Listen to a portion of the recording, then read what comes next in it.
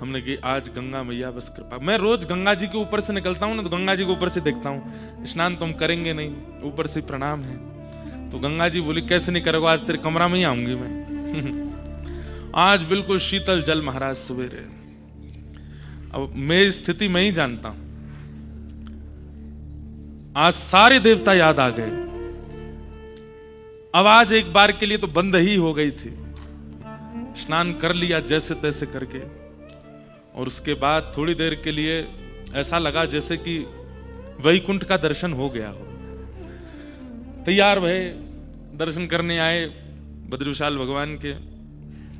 सोए थे नहीं रात भर, यहां दर्शन किए, इतना सुख मिला, जितना ऐसा नहीं कहूंगा कष्ट हुआ, जितनी पीड़ा हुई, पीड़ा भी नहीं कहेंगे, ये कह देंगे जितना खेला श्री गंगा जी ने हमारे साथ, वो सब जो थोड़ा बहुत अनुभव हुआ, वो बद्री विशाल भगवान का दर्शन करके आनंद हो गया।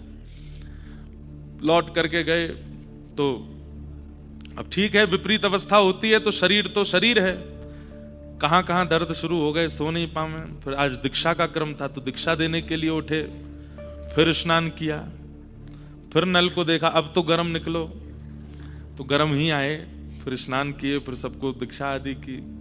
फिर उसके बाद लगा थोड़ा लेट लें। अब लेट हमारा नियम है, लेट अगर लिए उसके बाद लाल जी की सेवा में जाना है, कथा में आना है, तो फिर स्नान करके ही आएंगे। फिर से गए, फिर स्नान किया, फिर स्नान करके फिर कथा में आए। अब कथा में आने से पहले आज तो 3 बार स्नान किया मैंने बद्रीनाथ में। आज हमारे इस जन्म का तपस्या तो आज पूरी हो गई हमारी। जितनी होनी चाहिए इतनी कर ली भैया, इससे ज्यादा हमारी बस की नहीं। छोटे लाला हैं, ब्रज के हैं, हम पे इतने नियम साधन होते नहीं हैं। तो आज तो खूब सुख मिला। तो स्नान की तो अहोई अष्टमी है ना, तो पहला स्नान तो गंगा जी के भाव से हो गया था मंगला में। दूसरा स्नान कार्तिक मास चल रहा है तो यमुना जी का स्नान हो गया कथा में आने से पहले। तीसरा स्नान श्री राधा कुंड जी का हो गया। तीनों स्नान करके हम कथा में पधारे। तो हमारे तो तीनों स्नान हो गए, अब आपकी बारी है, करो जाओ। तो आज राधा कुंड का प्राकट्य दिवस है। लौट करके जब भी व्रज जावें, हमारे कहे से एक बार श्री राधा कुंड की परिक्रमा कीजिएगा। परिक्रमा करने के बाद दंडवत प्रणाम कीजिएगा एकांत। और राधा कुंड जाने का समय बताएं, रात्रि 2 बजे से लेकर सुबह 5 बजे तक, ब्रह्म बेला में, उस काल में जाइए। कोई नहीं होता वहां, होते हैं साधक लोग होते हैं, और वहां बैठ करके किशोरी जी को पुकारिएगा। अपने पूर्व के किए गए समस्त पापों का प्रायश्चित कर लीजिएगा। हे श्यामाजू, ये तो वो सरोवर है जिसमें साक्षात श्री कृष्ण स्नान करके अपने प्रायश्चित करते हैं। हमसे भी जो अपराध हुए, हे किशोरी जी, सब क्षमा कर देना, हमें स्वीकार कर लेना। राधा कृपा कटाक्ष कौन गाता है पता है? देवादिदेव महादेव श्री कैलाश निवासी श्री केदारेश्वर भगवान। त्रिलोक शोक हारिणी, ये किनके शब्द हैं? ये केदारेश्वर भगवान के शब्द हैं। महादेव गाते हैं, कदा करेष्यसि हमां कृपा कटाक्ष भाजन। अरे जिनकी दृष्टि के एक कोण में आने के लिए पूरा ब्रह्मांड तरसता है, वो महादेव किशोरी जी से कह रहे हैं कि हे श्यामाजू, एक बार मेरी ओर जरा नेत्र घुमा करके जरा अपनी कृपा की कोर मेरे ऊपर डाल दीजिए। वो महादेव कह रहे हैं, वो किशोरी जी, वो श्री राधा रानी है। उन्हीं राधा रानी के रसस्वरूप श्री राधा कुंड के प्रादुर्भाव दिवस की आप सबको बहुत बहुत बधाई। जब भी व्रज जाइए, राधा कुंड जाइएगा, स्नान करके परिक्रमा करके कोई स्तुति गान आदि कुछ कीजिएगा, और अपने पूर्व के समस्त पापों की क्षमा मांग लीजिएगा। किशोरी जी को क्षमा की आवश्यकता नहीं है, वो तो बिना आपके क्षमा मांगे ही आप पर कृपा कर रही हैं, पर फिर भी कर लीजिएगा, कृपा करेंगे श्री किशोरी जी। आइए आज के प्रसंग में प्रवेश करें। बड़े प्रेम और भाव से सब लोग कृष्ण उद्धव संवाद हम लोग श्रवण कर रहे हैं, और कृष्ण उद्धव संवाद में कल दत्तात्रेय के 24 गुरुओं पर चर्चा हम लोग कर रहे थे, और 24 गुरुओं की चर्चा कल विश्राम हो गई थी। अब आज आगे के प्रसंग में हम लोग प्रवेश करेंगे। मुझे जो अति प्रिय है भिक्षुक गीत, उसकी ओर चलेंगे। उससे पहले भी भगवान ने कई भाव श्री उद्धव जी को बताए हैं, वो सुनते हुए हम लोग आगे के प्रसंग में चलते हैं। जो लोग पहले दिन से कथा नहीं सुन रहे हैं उनको हो सकता है समझने में थोड़ी दिक्कत हो, इसलिए जब भी अवकाश मिले YouTube पर जाके पहले दिन से सुन लीजिएगा। ये उद्धव कृष्ण संवाद है, जिस संवाद को सुनने के बाद श्री उद्धव जी महाराज बद्रिकाश्रम आ गए।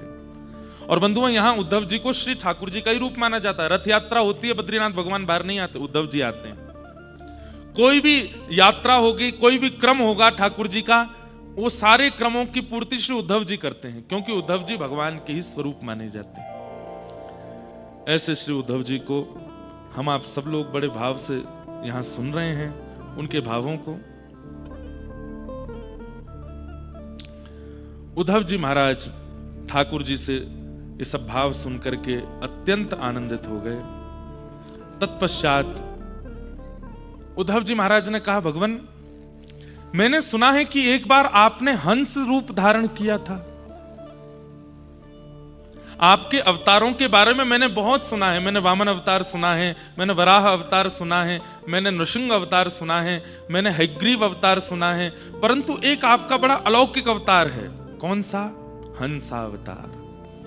आपने हंस अवतार धारण किया था। एक श्लोक है, लगभग लोगों को याद है, शुक्लांबरधरं विष्णुं शशिवर्णं चतुर्भुजं प्रसन्नवदनं ध्यायेत्। ये ठाकुर जी के उस हंसावतार का भाव है। ठाकुर जी शुक्ल वर्ण के थोड़े हैं, ठाकुर जी गोरे थोड़े हैं, ठाकुर जी चंद्रमा की तरह थोड़े हैं, ठाकुर जी श्याम वर्ण के हैं। लेकिन वही ठाकुर जी एक बार शुक्ल वर्ण के बन के आए, हंस बन करके आए। हे नाथ, कृपा करके मुझे आपके उस हंसावतार के विषय में जानना है, वो कैसा है। और मैंने सुना है कि सनक सनंदन सनातन सनत कुमार वे सब ब्रह्मा जी से प्रश्न करते हैं, और उसका उत्तर देने में जब ब्रह्मा जी असमर्थ होते हैं तब आपका अवतार होता है। बस मुझे इतना पता है, उसके आगे क्या हुआ वो आप मुझे बताओ। भगवान श्री कृष्ण कहते हैं, श्याम वर्ण ते तेरो मन भर गयो, जो शुक्ल वर्ण सुननो है। उद्धव बोले, नहीं नाथ, बस आपकी लीला देख सुनना चाहता हूं, कैसी लीलाएं हैं आपकी। तो भगवान ने, देखिए श्रीमद् भागवत में प्रत्येक अवतार व्यास जी, शुकाचार्य जी, मैत्री मुनि बता रहे हैं, लेकिन हंस अवतार का प्रसंग स्वयं श्री कृष्ण सुना रहे हैं, अपने हंस अवतार।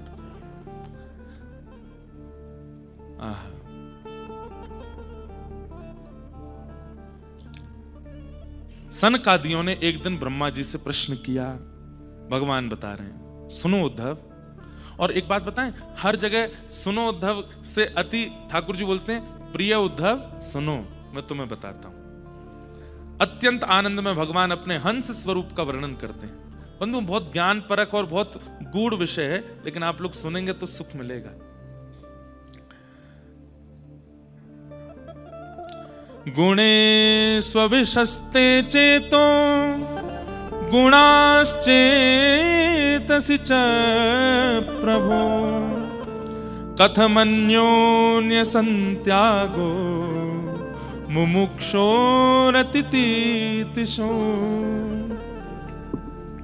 यहां पर सनकादिक प्रश्न करते हैं, हे ब्रह्मा जी, चित्त में सदैव विषयों का चिंतन चलता ही रहता है। चाहे व्यक्ति नाम जप करे, चाहे व्यक्ति धाम चला जाए, चाहे व्यक्ति कथा सुने, चाहे व्यक्ति तिलक लगावे, चाहे व्यक्ति गुरु आश्रय में रहे, बहुत ध्यान से सुनिएगा, उसके चित्त से विषय का चिंतन पूर्ण रूपेण नष्ट हो जाए ऐसा कभी नहीं होता।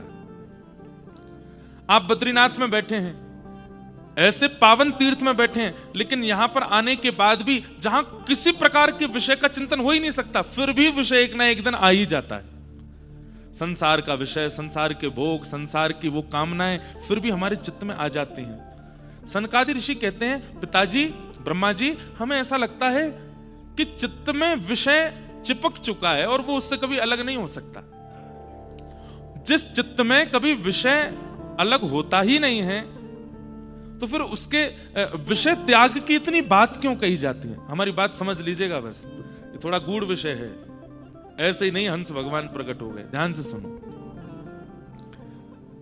चित्त में सदा विषयों का चिंतन चलता ही रहता है। एक बार हमारी बंबई में कथा हुई, बहुत पहले की बात। एक व्यक्ति आया, बिहार के थे वो, हमसे आके बोले महाराज जी एक बात बताएं। मैंने बोलो।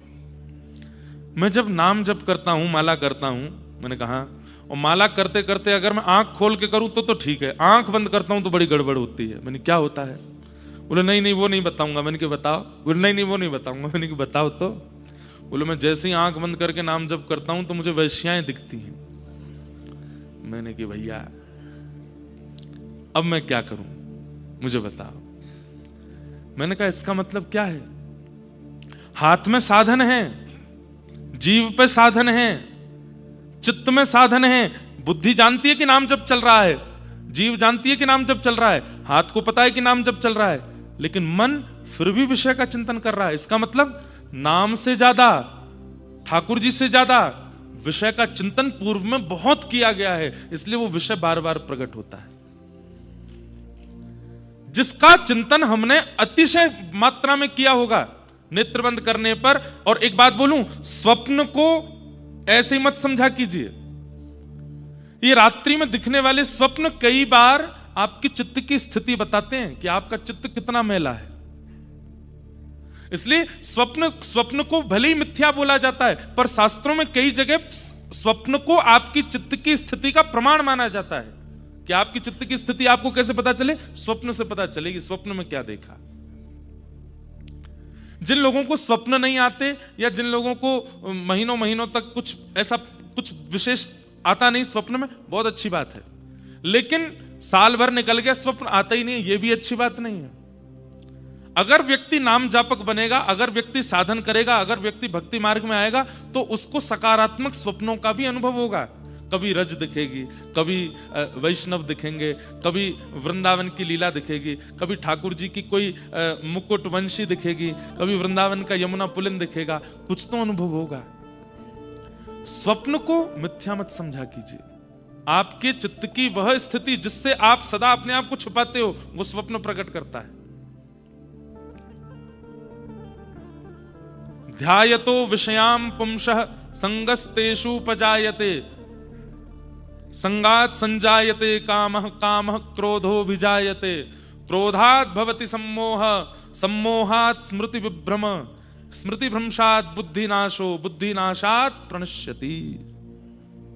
श्रीमद् भगवद गीता में भगवान कहते हैं, बोले व्यक्ति का पतन कहां से शुरू होता है? सबसे पहले व्यक्ति पाप के मार्ग में कब मुड़ता है? तब भगवान कहते हैं ध्यायतो विषयाम पुंस। विषय करे नहीं, लेकिन सोच ले, उसका मनोरथ बना ले। जैसे अब मंच से कई विषय ऐसे बताए जाएंगे जो बताने योग्य हों, लेकिन आप लोग अपने मन से आकलन लगा लीजिएगा कि इससे भी गहरे गहरे विषय हैं जो हम चिंतन कर लेते हैं। अब जैसे हमने चिंतन कर लिया, आज मित्र का जन्मदिन है, रात्रि में वहां जाएंगे, वहां पे बैठेंगे। हम पीते तो कभी नहीं है, पर हमारे मित्रजन पिएंगे तो उनको देखेंगे। एक बार कहेगा तो नहीं पीऊंगा, 2 बार कहेगा तो नहीं, तीसरी बार कहेगा तो कहूंगा ठीक है, थोड़ा चखूंगा, थोड़ा सा उसको चख के देखूंगा कैसा लगेगा, और फिर चख करके फिर मैं भी उसका अनुभव करूंगा, उससे क्या क्या अनुभव होगा। जैसे मेरे मित्रजन रात्रि में झूमते हैं, फिर मैं भी झूमूंगा। अब उसने वो विषय किया नहीं है, लेकिन उसका चिंतन कर लिया है। ठाकुर जी कहते हैं यहीं से विनाश शुरू होता है। भगवान कहते हैं वो भले ही विषय भोगने ना भी जाए, लेकिन विषय का चिंतन एक बार कर लिया, आज नहीं तो कल, कल नहीं तो परसों, परसों नहीं तो वर्षों बाद, एक दिन वो उसको भोगेगा जरूर। इसलिए चिंतन से बचो बस। ध्यायतो विषयाम पुंसः संगस्तेषु उपजायते। चिंतन किया गया विषय एक दिन आपको संग जरूर करा देगा। मतलब जो आपने सोचा है एक दिन वो आपके सामने प्रस्तुत होगा, और वो प्रस्तुत होगा नहीं, ठाकुर जी आपके लिए प्रस्तुत करेंगे। बोले अब देखता हूं तो इसको करता है कि नहीं। तूने कुछ साल पहले ऐसा चिंतन किया था, आज तेरे सामने योजना बन गई है, समय भी है, अवकाश भी है, वस्तु भी है, कोई देख भी नहीं रहा है, अब बता तू करेगा कि नहीं। ठाकुर जी कहते हैं एक बार चिंतन किया गया होगा तो जरूर विषय का भोग करेगा। संगस्तेषु उपजायते, और जैसे ही वो संग करता है सोचे हुए विषय का, भगवान कहते हैं उसके बाद क्या होता है, संगात संजायते काम, फिर उसके अंदर काम और क्रोध इन दोनों का वर्धन होता है। एक बात बहुत ध्यान से सुनिएगा, किसी व्यक्ति के अंदर क्रोध और काम की मात्रा यदि बढ़ी है, इसका मतलब उसका विषय विषयी है। विषयी व्यक्ति का लक्षण क्या है, भोगी व्यक्ति का लक्षण क्या है, अत्यंत कामी और अत्यंत क्रोधी। अब इसमें एक बात बताएं आपको, लिखने योग्य बात है। शास्त्र आज्ञा करते हैं कि काम विषय ऐसा है कि व्यक्ति उसको प्रकट नहीं होने देता, पता नहीं चलने देता सबको कि उसके चित्त में काम विषय है, लेकिन काम का ही भैलू पिया है, काम का ही रूप मखोटा पहन करके क्रोध आता है। अगर किसी व्यक्ति में अनायास क्रोध है तो इस बात का प्रमाण है कि उसमें काम भी है। तो कहीं आप अगर अपना अनायास क्रोध प्रकट कर रहे हैं, बेवजह का क्रोध प्रकट कर रहे हैं, और वो क्रोध कभी कभी तबाही तक पहुंच रहा है, तो आप इस बात का प्रमाण दे रहे हैं कि आपके अंदर काम भी है, आपके अंदर विषय भी है, आपके अंदर भोग भी है।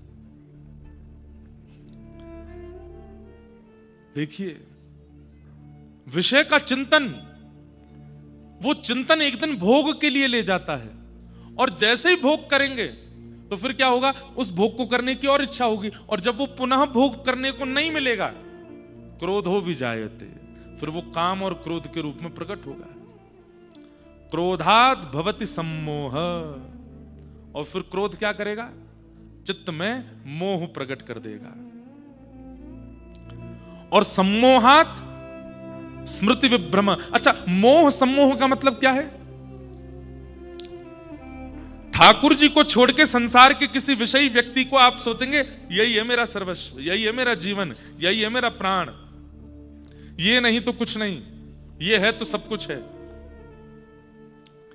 और फिर कई परिवार के लोगों को, शायद अपने में नहीं तो पड़ोसियों के में या कहीं पर अनुभव तो किया होगा, व्यक्ति इतना पागल हो जाता है एक व्यक्ति के पीछे, सब समझा रहे हैं अरे उसका पीछा छोड़ो, वो अच्छा आदमी नहीं है, लेकिन व्यक्ति उसी के पीछे लगा रहता है। क्रोध बुद्धि का नाश करता है, सम्मोहाद स्मृति विभ्रम। फिर अच्छी बातें अच्छी नहीं लगती, फिर क्या होता है, अच्छा बताने वाला व्यक्ति शत्रु लगता है, आपको समझाने वाला, आपको टोकने वाला, आपको रोकने वाला, आपको समय समय पर सतर्क करने वाला व्यक्ति शत्रु लगने लगता है। और फिर जैसे ही सद्ज्ञान देने वाला व्यक्ति शत्रु लगने लगे, उसके बाद क्या होगा, बुद्धि नाश, बुद्धि का नाश हो जाएगा। और जैसे ही बुद्धि नाश होगी, सब काम उल्टे उल्टे करेगा, और बुद्धि नाशात प्रणश्यति, खत्म, उसका जीवन फिर वहीं नष्ट हो जाता है। ठाकुर जी कहते हैं फिर मैं उससे अपनी कमर कर लेता हूं, उसकी ओर देखता भी नहीं हूं, अब तू जाने तेरा काम, देखता रहे अपना जीवन कैसा है तेरा। जिसकी बुद्धि नाश हो जाती है।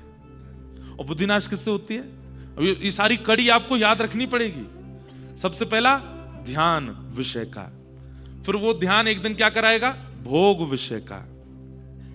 भोग क्या कराएगा, चित्त में काम प्रकट कराएगा, काम आएगा साथ में क्रोध आएगा, क्रोध से सम्मोह आएगा, सम्मोह से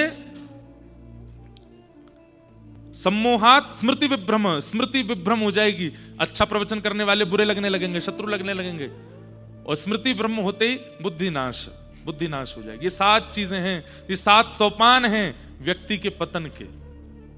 उसका प्रारंभ कहां से होता है, अगर प्रारंभ रुक जाए तो पूरा रुक सकता है। तो प्रारंभ होता है विषय का चिंतन। हम आप सब लोग भी, यहां पर अधिकतर लोग वो बैठे हैं जो नाम जप करते हैं, कथा सुनते हैं, ठाकुर जी का दर्शन करते हैं, गंगा जी स्नान करते हैं, बद्री विशाल भगवान, केदारनाथ भगवान, गंगोत्री यमुनोत्री धाम करते हैं। हम लोग विषय भोगते नहीं हैं, पर हम आप सब लोगों के चित्त में विषय का चिंतन चलता जरूर है। भजन का फल उसी दिन मानिए जिस दिन विषय का चिंतन समाप्त हो जाए। कब तक भजन कीजिए, कब तक नाम जप कीजिए, कब तक गुरु मंत्र कीजिए, जब तक विषय का चिंतन ही नष्ट ना हो रहा हो चित्त से। आज चित्त में मन में आ गया कि मुझे ऐसा करना है, आपको घबराहट होने लगनी चाहिए। हे बद्री विशाल भगवान, मेरे मन में ये चिंतन आया क्यों? हम करते नहीं है भले ही, लेकिन चिंतन ही तो नाश के लिए ले जाता है। जिस दिन चिंतन बंद हो जाए विषय का, उस दिन समझिए कि अब भजन लग रहा है, अब भजन हो रहा है, अब विषय का चिंतन नहीं होता। अरे एक स्थिति ऐसी आई कि आपके सामने विषय हो रहा होगा, आपके सामने भोग भोगा जा रहा होगा, और देख करके भी आपका मन मलिन नहीं होगा। अजामिल उपाख्यान आता है भागवत में। अजामिल की कथा में क्या हुआ था? अजामिल पंडित था, अजामिल ब्राह्मण था, अजामिल हमारे आपके तरह वेदज्ञ था, तीर्थ यात्रा करने वाला था, बहुत सुधरा हुआ व्यक्ति था अजामिल। लेकिन एक दिन विषय का दर्शन कर लिया, वहीं से अजामिल, पंडित से अजामिल राक्षस बन गया। भजन का फल भगवत प्राप्ति बाद का है, बहुत बाद में जाकर के भगवत प्राप्ति है। भजन का फल सबसे पहले विषय के चिंतन का नाश, विषय का चिंतन ना हो। अच्छा, इसमें दो चीज कर सकते हो आप, मैं आपको बताऊं। पहला, हंस भगवान उत्तर क्या दे रहे हैं वो अभी हम सुनेंगे, उससे पहले मेरा भाव सुन लीजिए। नाम आश्रय करते रहो, पर नाम आश्रय करते करते करते करते भी विषय चिंतन हो सकता है, तो दूसरा काम क्या रखो? अपने आप को अत्यंत व्यस्त कर लो। समय ही नहीं है आपके पास में कुछ सोचने का। सुबह क्या कर रहे हैं? वो ठाकुर जी की सेवा है। मध्याह्न में क्या कर रहे हैं? बोले अभी रामायण जी का पाठ है। रात्रि में क्या, भागवत जी पढ़नी है। वो अर्धरात्रि में क्या कर रहे हैं? बोले अभी तो कथा सुन रहे हैं, अब सोएंगे। मतलब केवल सोने के लिए जाते हैं, बाकी पूरे दिन आप अपने मन को कुछ और करने ही नहीं देते हैं, व्यस्त रखते हैं ठाकुर जी के संबंध में। तब उस मन में विषय का चिंतन नहीं होगा। लेकिन भगवान हंस इसका उत्तर क्या देते हैं? ये प्रश्न किया है सनकादि ऋषियों ने कि चित्त में इतना विषय चिंतन क्यों होता है, और बड़े बड़े गुणी जन जो भगवान को प्राप्त कर लेते हैं, क्या उनके चित्त में कभी विषय चिंतन नहीं होता? हम ये पूछना चाहते हैं। जिनको भगवान मिल गए हैं, क्या उनके चित्त में कभी विषय चिंतन नहीं होता? और नहीं होता तो क्यों नहीं होता, ये हमें बताओ। क्योंकि हमने तो मन को देख लिया, ये मन बिना विषय का चिंतन किए रहता नहीं है। लेकिन बात का निचोड़ क्या निकलेगा? सब किसको समझा रहे हैं? केवल मन को। भाई आंख सुधर जाती है, कान सुधर जाते हैं, हाथ सुधर जाते हैं, पैर सुधर जाते हैं, जीभ सुधर जाती है, नाक सुधर जाती है, त्वचा सुधर जाती है, लेकिन मन नहीं सुधरा तो फिर से सब बिगड़ जाएंगे। एक मन को ही समझाते हैं सब लोग। और ठाकुर जी कह रहे हैं भैया मेरो सब पे वश है, तेरे मन पे मेरो वश नहीं है। वाक्य नहीं तो तोय मुंह को अपने मन पे बैठाना पड़ेगा। जैसे ही घर करके मैं तेरे मन पे बैठ जाऊंगा, मैं तेरे मन को अधिपति बन गयो, मैं तेरे मन को स्वामी बन गयो, तेरा मन कहीं नहीं भटकेगा। सूरदास जी का एक पद है, सुनाऊंगा, लेकिन पहले हंस भगवान का उत्तर सुनो। देहम च नश्वरम स्थितमुत्थितं वा सिद्धो न पश्यति यतो यतो धग्यमत स्वरूपम दैवादपेतमुत दैव शशादुपेतम वासो यथा परिकृतम मदिरा मदांध। आहा, कितनी अच्छी बात। यहां पर हंस भगवान कह रहे हैं, अब हंस प्रकट कैसे हुए वो सुनो। कि प्रश्न किया सनत कुमारों ने ब्रह्मा जी से कि हे नाथ, ये चित्त से विषय का चिंतन जाता क्यों नहीं, और क्या भगवत प्राप्त करने वाले जो महापुरुष होते हैं उनके चित्त में भी कभी विषय नहीं आता? कृपा करके हमें इसके बारे में बताओ।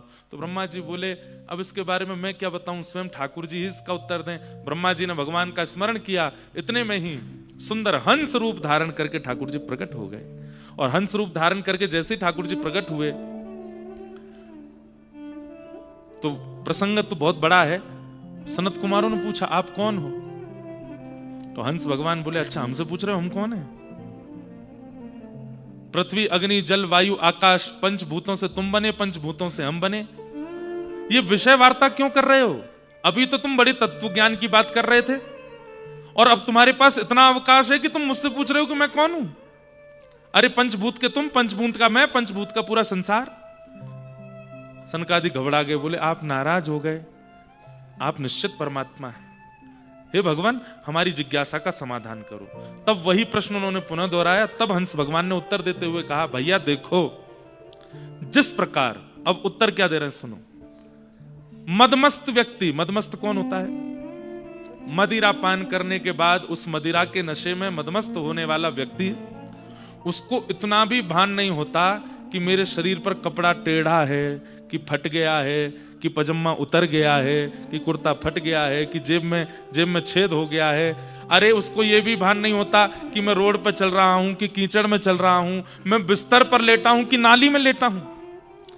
अरे एक मदमस्त व्यक्ति पी करके नाली में गिर गया, सूकर आकर के उसके पांव को खुजाने लगे, किसी ने आकर के उसको निकाला। अरे क्यों निकाल रहे हो?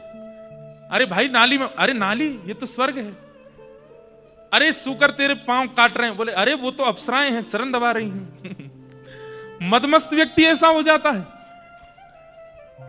हंस भगवान कहते हैं, जिस प्रकार सामान्य से मदिरा पान करने वाला व्यक्ति, उसको अपने देह का जब भान नहीं रहता, ऐसे ही मेरे आराधन में जब व्यक्ति आ जाता है तो मेरा आराधन, मेरा भजन, मेरा कीर्तन, मेरा प्रेम, वो तो उस मदिरा के नशे से बहुत ऊंचा है। जब उसके नशे में व्यक्ति आ जाता है तो उसको कोई भान नहीं होता, उसके चित्त में और कुछ आता ही नहीं है, उसके चित्त में केवल सदा मेरा चिंतन रहता है। एक बार मैं जिसको दिख जाता हूं, एक बार जो मुझे प्राप्त कर लेता है, उसके चित्त में अन्य साधन कभी भूल करके भी नहीं आते। क्यों? बोले मेरा प्रेम, मेरा आस्वादन, मेरा दर्शन, मेरा स्मरण, वो उस मध्य के नशे से बहुत ऊंचा है।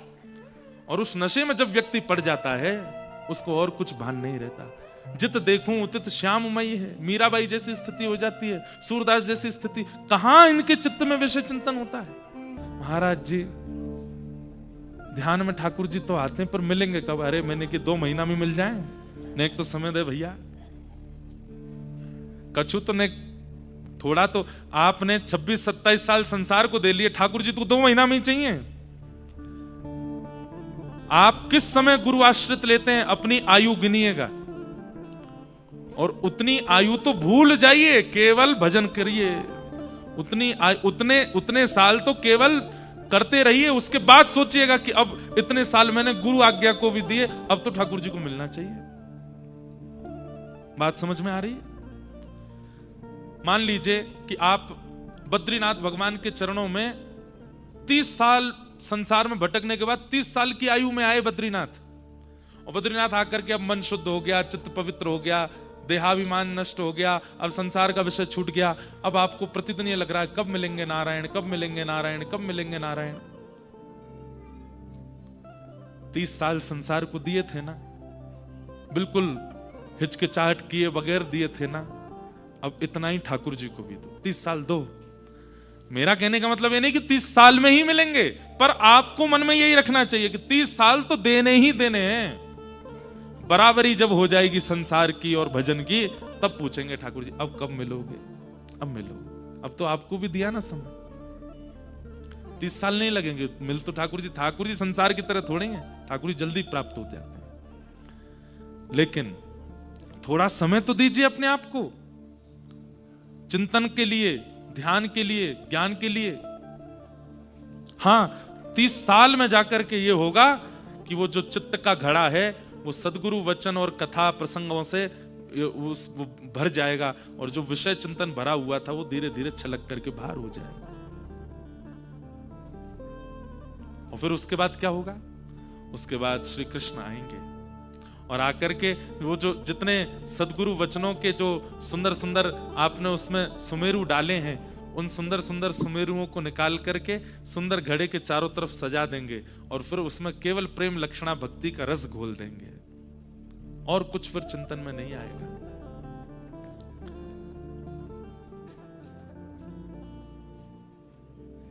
हंस भगवान के सुंदर अवतरण की कथा भगवान ने बताई। इसके बाद अब प्रसंग बहुत बड़ा है, कृष्ण उद्धव संवाद। हमने सोचा कि अगर इतना विस्तार करेंगे तो फिर सुंदर सुंदर और प्रसंग वो नहीं हो पाएंगे, तो इसलिए हम सूक्ष्म बता दें। फिर भगवान ने ध्यान की विधि बताई। ध्यान कैसे लगाना चाहिए, ध्यान करने की विधि क्या होती है, भगवान ने उद्धव को समझाया। अष्टांग योग कपिल भगवान बता चुके हैं, उसी का ही वृहद स्वरूप यहां पर भगवान कृष्ण ने उद्धव जी को समझाया। ध्यान की विधि क्या है। तत्पश्चात भगवान ने एक अद्भुत बात बताई। भगवान कहते हैं, उद्धव, जब व्यक्ति इंद्रिय, तीन चीजों को ध्यान रखिएगा, इंद्रिय, मन और प्राण, इन पर जब अपना वश कर लेता है, आज प्राण हमारे वश में नहीं है, प्राण जब चाहेंगे तब निकल सकते हैं, जब इच्छा हो जाएगी तब जा सकते हैं, पर ठाकुर जी बोले मन एकाग्र करने से उद्धव यह भी हो जाएगा कि प्राण भी तुम्हारे वश में, जब तुम चाहोगे तब प्राण जाएंगे। भीष्म पितामह के गए। भीष्म पितामह ने विचार कर लिया कि जब तक श्याम सुंदर मेरे सामने आकर के खड़े नहीं हो जाएंगे और ऐसी स्थिति नहीं बन जाएगी ना वो हिले ना मैं हिलूं, तब तक मेरे प्राण नहीं जाने चाहिए। और वही बना। बाणों की सैया पर भीष्म पितामह, ठाकुर जी सामने खड़े, तब प्राण गए। कैसे कैसे आचार्य हुए। आज भी हमारे भारत में ऐसे कई महापुरुष हुए जिन्होंने पूर्व में ही बता दिया कि मेरे प्राण इस स्थिति में, इस काल में जाएंगे। व्यवस्था देख लो। भगवान कहते हैं मन एकाग्र करने से उद्धव मेरी प्राप्ति होती है, यह तो है ही, और क्या क्या होता है। तब सबसे पहले भगवान कहते हैं कि प्राण वश में हो जाते हैं। आप नहीं चाहोगे तो मृत्यु देवी बाहर खड़ी रहेगी, आपके प्राण ले नहीं सकती। और दूसरा, इंद्रियां वश में हो जाती हैं। इंद्रियां और प्राण ये दोनों वश में हो गए, मन वश में हो गया, ये तीनों वश में हो गए, तब उद्धव व्यक्ति को क्या अनुभव होगा। 18 प्रकार की सिद्धियां उसके सामने खड़ी हो जाएंगी। उसको कोई साधन करने की आवश्यकता नहीं होगी। अब लोग बाग तंत्र मंत्र करते हैं, तंत्र मंत्र करने के बाद उनको सिद्धियां आती हैं, और सिद्धियां आने के बाद वो फिर कभी किसी का कुछ बता देते हैं कि किसी की कोई सिद्धि होती है, किसी की कोई सिद्धि होती है। मीराबाई ने कोई तंत्र मंत्र नहीं किया। अकबर रूप बदल करके आया, मीराबाई कीर्तन कर रही थी, कोई नहीं पहचान सकता अकबर को। बीरबल के साथ में आया था, तानसेन के साथ में आया था अकबर मीराबाई का स्वर सुनने के लिए। किसी ने मुझे कुछ दिन पहले भेजे कि महाराज जी मीराबाई का जन्म तो पहले हो चुका था, अकबर तो बाद में हुआ, आप कैसे कथा में बता रहे थे। मैंने कहा भैया हमारे पास मीरा चरित्र, उसमें स्पष्ट लिखा है, और वो मीरा चरित्र भी प्रमाणित है। मीराबाई के ही वंशज हैं, अभी वृंदावन में है एक सौभाग्य कुमारी बाई जी, उन्होंने उस ग्रंथ को लिखा है, उन्होंने उसमें अंकित किया है कि अकबर आया था और बीरबल के साथ रूप बदल करके आया। तो कहते हैं कि मीराबाई बैठी बैठी केवल ऐसे एक बार सब सत्संगियों को देख लेती थी कि सब सत्संगी कैसे, सबकी ओर जैसी नजर घुमा करके देखा तो मीराबाई इतने में ही, एक दृष्टि में ही पहचान गई कि ये सत्संगी नहीं है, और ये जिस रूप में आया ये इसका रूप भी नहीं है। जब सत्संग पूरा हुआ तो सब लोग मीराबाई को प्रणाम करने लगे, बाई सजा रही हैं। दूर खड़े थे अकबर और बीरबल, उन्होंने भी वाह आपने बहुत सुंदर संगीत गाया। मीराबाई जग खड़ी हो गई, कौन हो तुम। तो अकबर बोला हम आगरा के एक व्यापारी हैं। नहीं।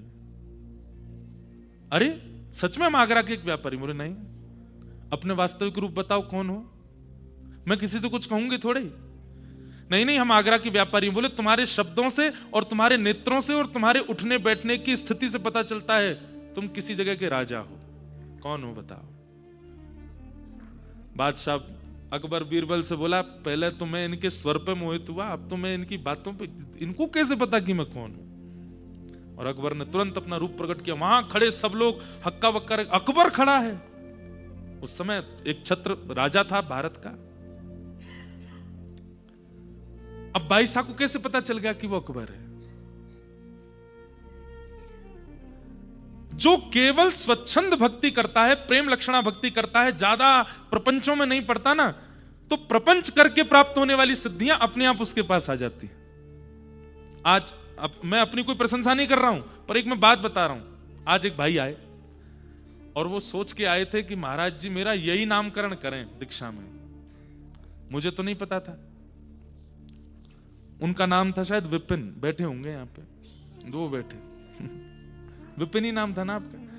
तो ये पहले ही सोच के आए, ऋषिकेश से आए तो ये सोच के आए कि महाराज जी मेरा नाम रखें विपिन बिहारी। तो जैसे ही ये आए तो इन्होंने कहा, दीक्षा में 5 संस्कार होते हैं, पहले तप्त होता है, पुण्य होता है, नाम होता है, मंत्र होता है, फिर नाम होता है। तो नाम जब करना था तो हमने पूछा क्या नाम है, बोले विपिन। मैंने कहा आपका नाम विपिन बिहारी रामानुजदास। तो ये बोले महाराज जी मैं ये सोच के ही बैठा था कि आप मेरा यही नाम रखो। अब ये कोई सिद्धि नहीं है, पर व्यक्ति जब सामान्य भक्ति करता है और केवल प्रेम लक्षणा भक्ति करता है, ज्यादा प्रपंचों में नहीं रहता है, ठाकुर जी से लेना, ठाकुर जी से देना, मगन रहना और किसी विषय वार्ता में नहीं रहना, सिद्धियां अपने आप उसके चलते फिरते काल में आने लगती हैं। भगवान यहां पर यह बात उद्धव को समझा रहे हैं। उद्धव 18 प्रकार की सिद्धियां हैं और प्रत्येक सिद्धि को प्राप्त करने के लिए क्या क्या करना पड़ता है उसका सारा नियम बताया भगवान ने। अहिमा नाम की एक सिद्धि होती है, महिमा नाम की सिद्धि होती है, लघिमा नाम की सिद्धि होती है, प्राप्ति नाम की सिद्धि होती है, प्राकाम्य नाम की सिद्धि होती है, ईरिता नाम की सिद्धि होती है, वसिता नाम की सिद्धि होती है, कामावशायिता नाम की सिद्धि होती है। भगवान कहते हैं सारी सिद्धियां मेरे रूम कोपों में हैं, मेरे रोयों में हैं। मुझसे कोई मांगता है तो मैं उसे दे देता हूं।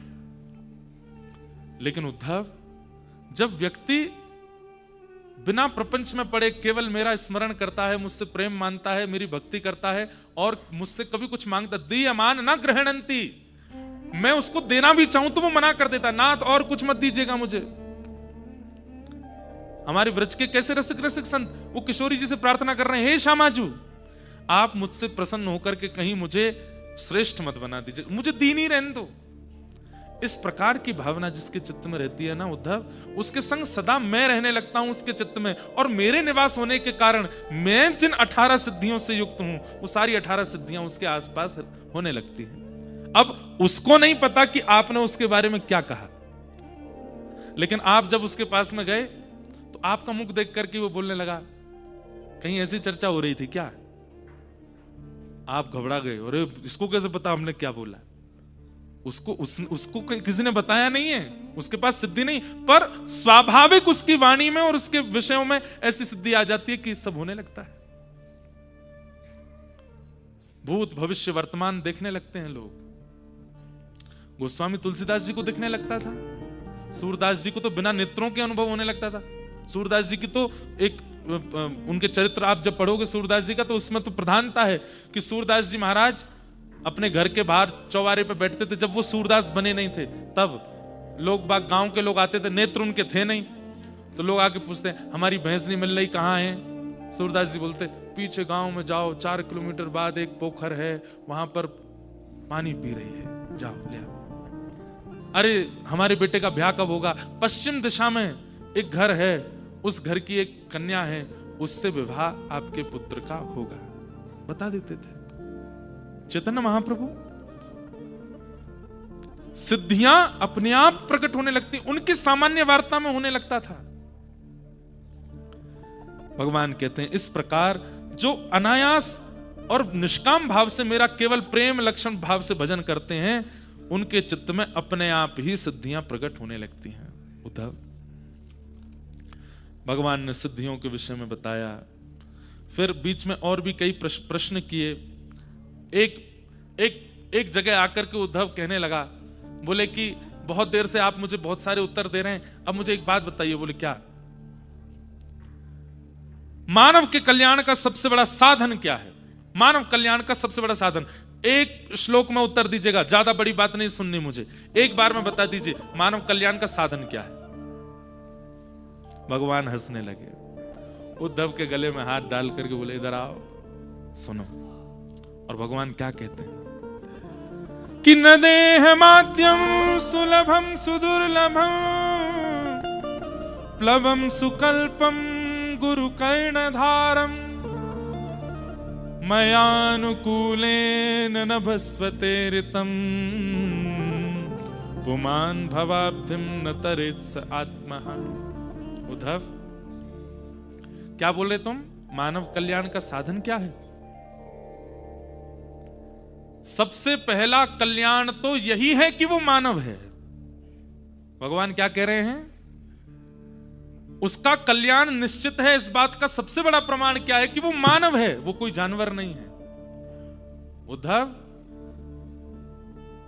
वो कोई अन्य जाति में होता, अन्य जीव योनि में होता, पशु होता, पक्षी होता, किसी अन्य भावों में विचरण कर रहा होता, तो उसे ये प्रश्न करना चाहिए मेरा कल्याण कैसे होगा? मैंने मानव बना करके भेजा है, इसका मतलब कल्याण करके ही भेजा है। अब इस शरीर को माध्यम बना करके इससे अपना कल्याण कर ले। मानव का सबसे बड़े कल्याण का साधन क्या है? उसका अपना शरीर। तुमने कहा था एक वाक्य में उत्तर देना, दे दिया मैंने। आप लोग मेरे पास आए, बोले महाराज जी हम तो जा रहे हैं वापस बंबई, हम तो जा रहे हैं वापस दिल्ली, हम आपको दे जा रहे हैं 2-2.5 लाख रुपए, क्या हमारी तरफ से आप तप करो यहां बैठ करके बद्रीनाथ में। भैया ये कोई जॉब थोड़ी है कि आपके नाम से मैं कर दूं, पैसा आपको मिले। तप आपको ही करना पड़ेगा। आप वहां विषय भोग रहे हैं और यहां बैठ करके मैं आपके नाम से तप कर रहा हूं। आपको मैं कोई बद्री विशाल भगवान तो कर ही रहे हैं सबके लिए तप, लेकिन फिर भी आप अपने शरीर का खुद माध्यम ना बन करके, खुद अपने शरीर से अपना कल्याण ना करके किसी अन्य से अपने कल्याण की कामना चाह रहे हैं, ये संभव नहीं है। भगवान कहते हैं मानव बन करके आए हो, इसका मतलब कल्याण ठाकुर जी चाहते हैं कि तुम्हारा कल्याण हो, इसीलिए मानव बना करके भेजा है।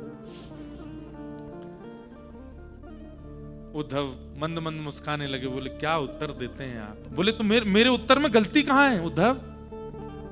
अगर मानव ना होते तो कल्याण कैसे होगा, ये पूछना चाहिए था।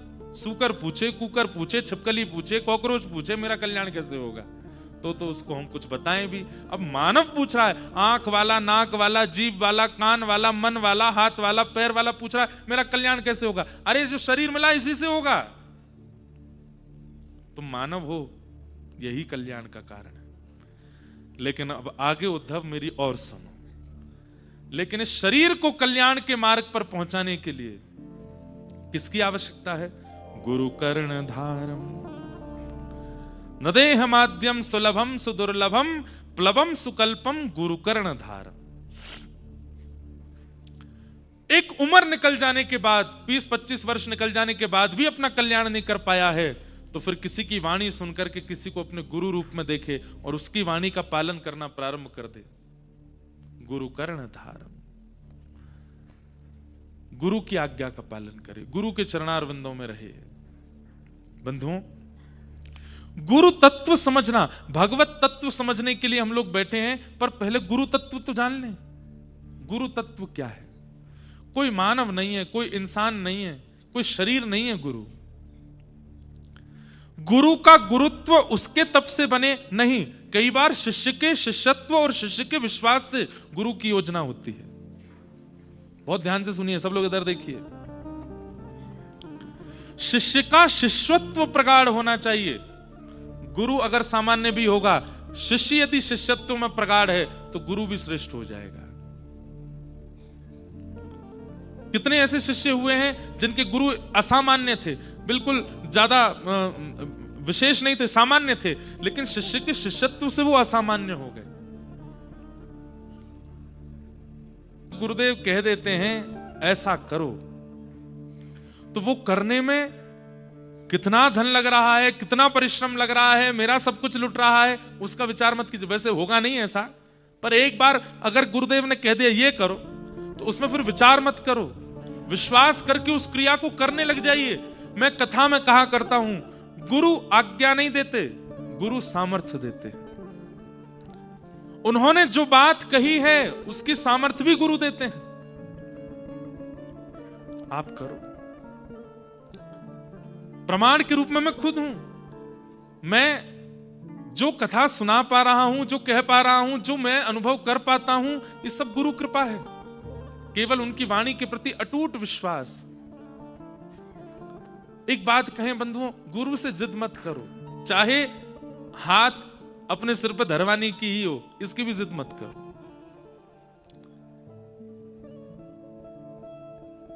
गुरु जब निकले, कभी बस प्रार्थना करो, कभी अपने आप ही ऐसी कृपा हुई, ये खुद ही स्पर्श करके चले जाए, ये खुद ही मेरी ओर देख के चले जाए, ये खुद ही मुझ पर कृपा करके चले जाए। मैं इनसे प्रार्थना नहीं करूंगा, मैं इनसे जिज्ञासा नहीं करूंगा, भले इस जिज्ञासा में मुझे 10 वर्ष निकल जाएं, मैं नहीं कहूंगा, ये कृपा कर दें। ऐसे गुरु के प्रति अटूटता जब होती है, तो गुरु, अगर भगवान ने कहा पहला कल्याण का साधन मैंने दे के भेजा है शरीर, फिर भी नहीं कर पा रहे हो, तो फिर गुरु लाओ जीवन में, गुरु कर्ण धारण। और जैसे ही गुरु जीवन में आ जाएंगे, उनके प्रति विश्वास प्रकट कर लो, उनकी वाणी और उनके कथामृत, उनके प्रवचनामृतों को ऐसे पालन करने लग जाओ जैसे यही है सर्वस्व। भगवान कहते हैं उसके बाद क्या होगा? बोले चमत्कार देखोगे। बोले क्या? मयानुकूलेन न भस्वतेरतम, मैं सारी अनुकूलताएं प्रकट करता चला जाता हूं। पुमान भवाब्धिम न तरेत स आत्मा। गुरु की आज्ञा जब शिष्य पालन करता है तो ठाकुर जी कहते हैं अनुकूलता मैं प्रकट करता हूं। फिर उसके शिष्यत्व से प्रसन्न होकर के उसके जीवन में उपलब्धियां मैं प्रकट करता हूं। फिर सहजोबाई का प्रसंग, आहा, बहुत सुंदर पद है।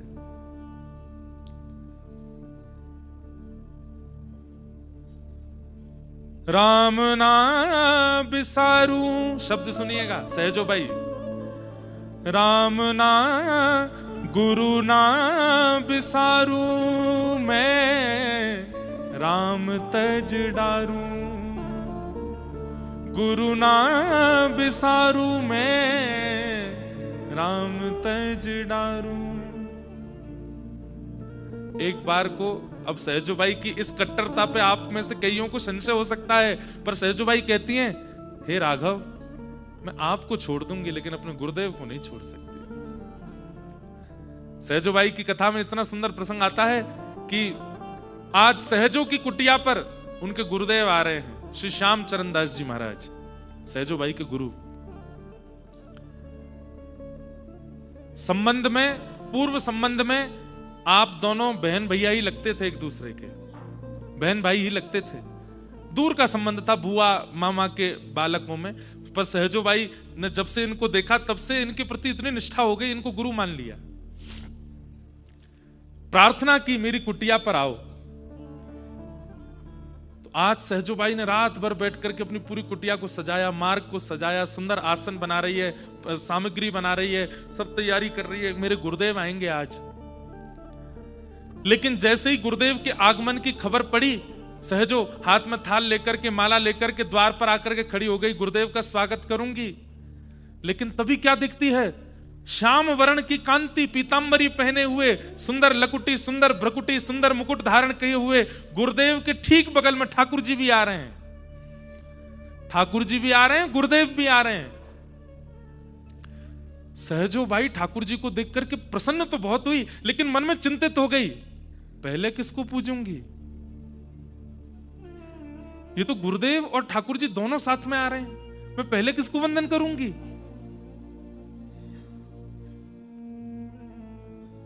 जब सहजोबाई का ये प्रसंग मैंने पहली बार सुना तो मैंने अपने आप से पूछा, सहजोबाई की जगह अगर मैं होता, मेरे गुरुदेव आ रहे होते और गुरुदेव के ठीक बगल में ठाकुर जी भी आ रहे होते, मैं क्या करता? तो मैंने अपने आप से जब पूछा तो उत्तर मिला, मैं गुरुदेव के चरणों में प्रार्थना करता, हे गुरुदेव, आपकी कृपा से ठाकुर जी भी आए हैं, आप भी आए हैं, मैं अकेला पूजन क्यों करूं ठाकुर जी का? आपके सहित पूजन करूंगा, आप भी पूजन करो, आप भी ठाकुर जी को तिलक लगाओ, माला पहनाओ, आरती करो, और आपके हाथ से मैं भी हाथ लगा लूंगा। आपने ताली तो बजाई, लेकिन सहजोबाई की तो सुनी नहीं आपने। ये तो मैंने किया। क्या? गुरुदेव को बुलाया कि गुरुदेव ठाकुर जी आए हैं, आइए दोनों मिलकर के ठाकुर जी का स्वागत करेंगे। पर सहजोबाई ने कही, मेरे गुरुदेव आए हैं, दौड़ करके गई, ठाकुर जी का हाथ पकड़ के लाई, बोले पकड़ो थाली, मेरे गुरुदेव आरती करो। मेरे गुरु पधारे हैं। भगवान सहजोबाई की ओर देख रहे हैं। सहजो, ओ सहजो, क्या बात है? गुरुदेव आ रहे हैं, पुष्प अर्चन करो। ठाकुर जी पुष्प डालते जा रहे हैं, सहजो को देखते जा रहे हैं। तो त्रिलोकीनाथ से गुरु की पूजा करवा रही है। आप त्रिलोकीनाथ हैं, पर वो मेरे गुरु हैं। अरे मैं बड़ा हूं, कैसे बड़े आप? ये शरीर मैंने दिया, ये नेत्र मैंने दिए, ये हाथ मैंने दिए, ये चरण मैंने दिए, ये सर्वांगीण जीवन मैंने दिया। सहजोबाई कहती है, जीवन आपने दिया, पर उस जीवन को नरक बनने से रोका गुरुदेव ने, उस जीवन को नष्ट होने से रोका गुरुदेव ने, तो बड़े वो हुए ना। अरे सब्जी देने वाला कोई बड़ा थोड़ी होता है, उस सब्जी को व्यवस्थित करके उसका साग बना करके ठाकुर जी के भोग में प्रस्तुत करने वाला वो श्रेष्ठ होता है। अरे साग खा करके कोई ये थोड़ी कहता है कहां से सब्जी लाए थे मैं भी लाऊंगा। अरे सब्जी तो कहीं से भी ले लो, बनाना आने के गुण होना चाहिए। आपने हाथ दिए, नेत्र दिए, बुद्धि दी, मन दी, शरीर दिया, पर इन नेत्रों से संसार को नहीं देखना, आपको देखना है, ये गुरुदेव ने बताया। इन हाथों से विषय नहीं भोगने हैं, आपकी सेवा करनी है, ये गुरुदेव ने बताया। इन पैरों से कुमार्ग पर नहीं जाना, आपके सद्मार्ग पर चलना है, ये गुरुदेव ने बताया। इसलिए आप बड़े हैं क्योंकि आपने शरीर दिया, पर इस शरीर को सुमार्ग पर गुरुदेव ने लगाया, इसलिए उनकी पूजा पहले, और आप करेंगे पूजा। गुरु नाम बिसारू मैं राम तज डारू। और आप नाराज होकर के, अगर गुस्सा होकर के मुझे पाप देना चाहते हैं, असंख्य पापों की झड़ी लगा दीजिएगा मेरे जीवन में, लेकिन फिर भी मैं अपने गुरु को नहीं छोड़ूंगी। भगवान ने सहजो भाई को हृदय से लगा लिया। वाह तेरी निष्ठा, गुरु के प्रति निष्ठा। ठाकुर जी कहते हैं उद्धव, कल्याण में सबसे पहला नाम तो यही आ जाता है कि तुम मानव हो। इसके लिए तुम प्रसन्न रहो कि मैंने तुम्हें मानव बना करके भेजा। तुम मानव हो, इसका मतलब कि मैं चाहता हूं कि तुम्हारा कल्याण हो, और फिर भी अपना कल्याण नहीं कर पाए हो, तो एक गुरु आश्रय लो, गुरु शरणागति करो, और गुरु शरण में जाकर के बस उनके प्रति निष्ठा कर लो। फिर क्या होगा? बोले मयानुकूलेन न वस्वते ऋतम पुमान भवाब्धिम न तरेत्स आत्मा। लेकिन बंधुओं, गुरु किसको बनाए, ये बड़ी असमंजस है। हमारी बात बहुत ध्यान से सुनिएगा। जीवन में संबंधों को लाना बहुत आवश्यक है, पर परखना उससे पहले बहुत जरूरी है। पर गुरु शिष्य का संबंध ऐसा है कि यहां अगर आपने परखा तो संबंध टूट जाएगा। यहां परख नहीं सकते तो फिर क्या करें? बोले केवल वचनामृतों को सुनिए, और वचनामृतों को सुनकर के अपने हृदय में झांक करके देखिए क्या अनुभव करते हैं आप। जितना विषय चिंतन पहले था, प्रवचन सुनने के बाद भी उतना ही है, तो ये गुरु श्रेष्ठ नहीं। उनके प्रति ऐसी भावना मत रखो कि गुरु श्रेष्ठ नहीं, पर शायद इनके प्रति मेरा शिष्यत्व नहीं बन पाएगा, ऐसी भावना रखो। फिर प्रवचन सुनो, और सुनने के बाद में मन से पूछो, अब परिवर्तन हो रहा है, अब हम सुधर रहे हैं, अब हमारा हृदय, हमारी बुद्धि, हमारा चित्त अब पहले से पवित्र हो रहा है? नहीं हो रहा, तो इनके लिए भी मैं शिष्यत्व के लायक नहीं, और चुनो। जहां ऐसा लगे कि मन स्थिर हो गया है, अब विषय चिंतन नहीं होता, अब वाणी गुरु की सुनते हैं पर याद ठाकुर जी की आती है, वाणी गुरुदेव की सुनते हैं पर चिंतन ठाकुर जी का होता है, नेत्र सजल हो जाते हैं, शरीर स्थिर हो जाता है, विषय भोगने की इच्छा नहीं रहती। भगवान कहते हैं उद्धव, तू कहता है कल्याण का साधन, तो पहला मानव देह, और दूसरा इस देह को सद्मार्ग दिखाने वाला गुरु। इस प्रकार ठाकुर जी उपदेश दे रहे थे। उद्धव ने प्रश्न किया, भगवान एक गृहस्थाश्रमी को आपके भक्ति मार्ग में आने के लिए किन किन भावों में सावधानी रखने की आवश्यकता है, कृपा करके मुझे बताएं। और ठाकुर जी यहां उद्धव को अब भिक्षुक गीत सुनाते हैं, और उस भिक्षुक गीत को सुनाने से पूर्व ठाकुर जी उद्धव को कुछ विशेष बातों के बारे में ध्यान रखने के लिए कहते हैं। भगवान कहते हैं उद्धव, गृहस्थाश्रमी को चाहिए सबसे पहला क्या? अपने कमाए हुए धन के 5 विभाजन करे। कौन कौन से? बोले पहला धर्माय, दूसरा यश, तीसरा कामाय, चौथा अर्थाय, और 5वां स्वजनाय। बहुत ध्यान से सुनिएगा। जो गृहस्थाश्रमी अपने धन का 5 क्रियाओं में 5 विभाजन करता है, वो गृहस्थाश्रमी बहुत सुखद गृहस्थाश्रम भी निभा लेता है, मेरी भक्ति भी निभा लेता है। सबसे पहला भगवान कहते हैं धर्माय, अपने कमाए गए धन में से 5 विभाजन करने हैं, तो सबसे पहला विभाजन धर्म के लिए करो। उद्धव ने कहा धर्म में किस विशेष क्रिया में करें? तब ठाकुर जी कहते हैं पंच देवों की उपासना। कौन कौन से? बोले सूर्य, गणेश, दुर्गा, नारायण और शिव, इन पंच देवों की उपासना करें। सूर्य की उपासना करें, नित्य प्रातःकाल उठते ही सूर्य अर्घ प्रदान करे, सूर्य आदित्य हृदय स्तोत्र हो सके तो उसका पाठ करे, सूर्य नारायण को नित्य वंदन करे और इसी भाव से करे कि हे आप ही साक्षात परमात्मा नारायण हैं, इस भाव से सूर्य को वंदन करे। और फिर समय समय होने पर सूर्य नारायण के लिए ही कुछ ना कुछ अनुष्ठान कराता रहे। दूसरा, गणेश जी को वंदन करे। गणेश चतुर्थी पर ही गणेश जी को वंदन नहीं करना है, जब जब अवसर प्राप्त हो गणेश जी को वंदन करो, मंगल कारक है, मंगल कार्यों को बनाते हैं गणपति, गणेश वंदन करे। तीसरा, दुर्गा उपासना करे, दुर्गा जी को प्रणाम करे। चौथा, नारायण यानी कि कृष्ण उपासना, राम उपासना, नारायण उपासना एक ही बात है, ये करे। और 5वां, शिव आराधन करे। इन पंच देवों के आराधन में अपने धन को व्यय करे, अपने कमाए गए धन में से कुछ अंश इन पंच देवों की आराधना में लगाए। ये पंच देव यदि आपसे प्रसन्न हैं तो आपके कितने भी नक्षत्र खराब चल रहे हो, कितने भी ग्रह खराब चल रहे हो, कितना भी कुछ आपकी कुंडली में उथल पुथल चल रही हो, लेकिन ये 5 यदि आपसे प्रसन्न हैं तो बड़े से बड़े पहाड़ भी आ रहे होंगे, कंकड़ बन के छू के निकल जाएंगे। ये पंच देव आपका बिगड़ने नहीं देंगे कुछ भी। अच्छा, एक बात, इन पंचदेवों की प्रसन्नता में सबसे पहला कारण क्या है? धन का व्यय। बंधुओं, आजकल के पढ़े लिखे लोग दान को, धन व्यय करवाने को, कथा करवाने को, अनुष्ठान करने को, दान पुण्य, इनको बहुत गलत समझते हैं। बोले बताओ, कुछ करते धरते नहीं दान ले रहे हैं, कुछ करते धरते नहीं पैसे के लिए सब कर रहे हैं। ऐसा नहीं। पंचदेवों की प्रसन्नता कैसी? उसमें भगवान कह रहे हैं लक्ष्मी का व्यय करो। क्यों? बोले लक्ष्मी शिव की आराध्या है, नारायण की पत्नी है, दुर्गा की सहेली है और गणेश और सूर्य की मां है।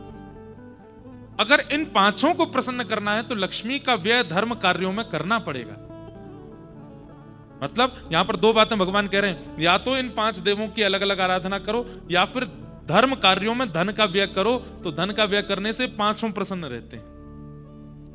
कथा हो रही है, बद्रीनाथ में हो रही है, इतनी सब व्यवस्था के साथ हो रही है, सब यहाँ पर धन व्यय किया गया।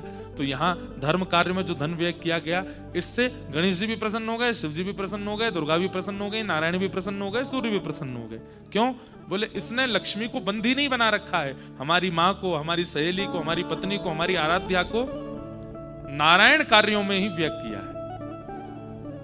इसलिए अपने धन का प्रथम विभाजन धर्म आए, धर्म कार्यों में करे। दूसरा, यश। अपने यश वर्धन के लिए भी थोड़ा धन व्यय करना चाहिए। पूर्ण रूपेण यश ही यश बढ़े, उसके लिए धन व्यय नहीं, थोड़ा बहुत यश हो, सबको पता चले, ताकि उनको पता चले तो वो भी इस कार्य को करें। इसके लिए यश वर्धन करने के लिए थोड़ा धन व्यय करें। धन का दूसरा विभाजन। धन का तीसरा विभाजन कामाय, उपस्थित भोगों की प्राप्ति के लिए। महाराज जी आगे पधारो, सावधानी से सुन लीजिए, इधर देखिए सब लोग। सबसे पहला धर्माय, फिर दूसरा यशाय, तीसरा कामाय। अपने धन का प्रयोग तीसरे विभाजन में अपनी कामनाओं की पूर्ति के लिए, जो उपस्थित कामनाएं हैं, अनुपस्थित कामना नहीं। उपस्थित और अनुपस्थित 2 प्रकार की कामना होती हैं। उपस्थित कामना कौन सी? जो आवश्यक है, और अनुपस्थित कामना जो अनावश्यक है, जबरदस्ती बस करना है। उपस्थित कामनाओं की पूर्ति में धन का व्यय करना, यह धन का तीसरा विभाजन है। जो जरूरी है, घर बनाना है तो बनाना है भाई, जरूरी आवश्यक है। गाड़ी लेनी है, कहीं आना जाना बहुत ज्यादा रहता है तो लेनी है।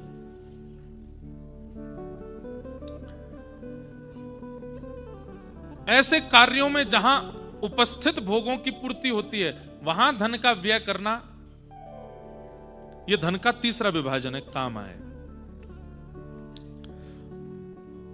चौथा भगवान कहते हैं अर्थाय।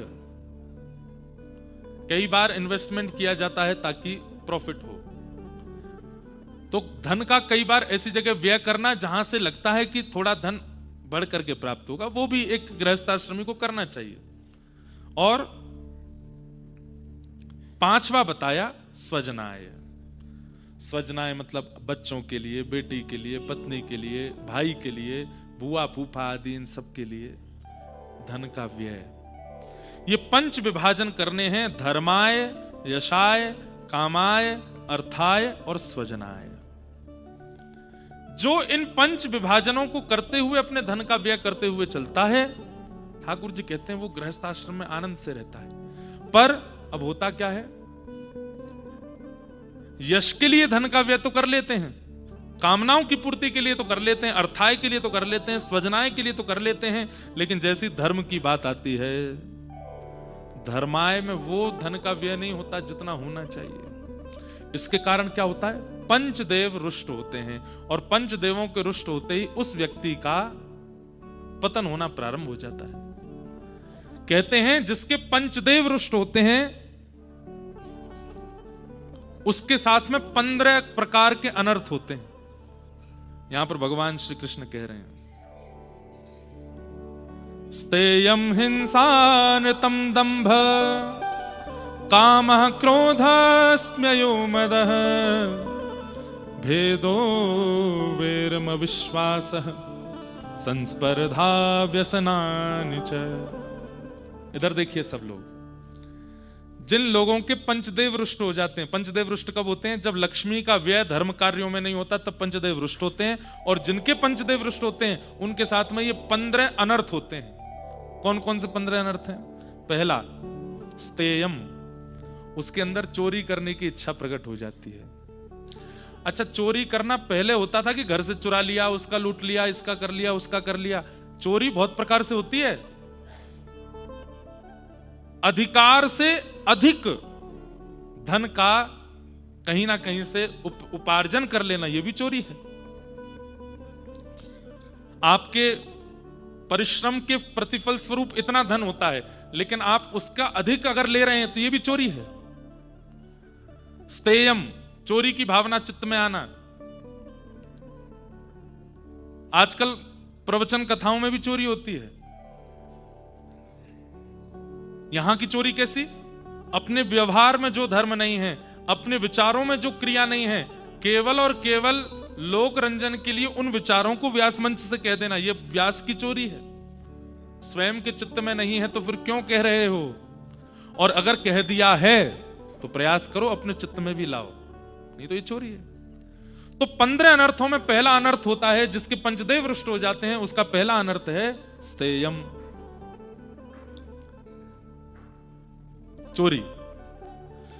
दूसरा अनर्थ हिंसा की भावना, लड़ाई झगड़ा, मार काट, कलेश में रुचि होना, लड़ने झगड़ने में रुचि हो जाना। एक तो होता है, जैसे हम अपनी स्थिति बताएं, हमारा अनुभव, अपना भाव बता रहे हैं। किसी को अगर हमसे लड़ने का मन होता है, वैसे तो ऐसा कुछ होता नहीं पर कभी कभी हो भी जाता है, किसी को हमसे लड़ने का मन हो जाता है तो हम मौन हो जाते हैं, लड़ ले, बोल ले, चाहे जितना बोलना, वो चाहे जितना स्थिति से गिर जाए, पर हमें ठीक है बोल लो, तुम और कुछ कहना तो वो भी कह लो, ये भी नहीं कहते, सुनते रहते बस, ठीक। लेकिन कई लोगों को होती है, इसने मुझसे जो कह कैसे दी, रुक जा तुझे मैं बताता हूँ, आड़े हाथ तू आ, तूने ये वाली गाली दी, ले मैं ये वाली दूंगा, तुझसे भी बड़ी तूने मुझे ऐसा कहा, मैं तुझे ऐसा कहूंगा।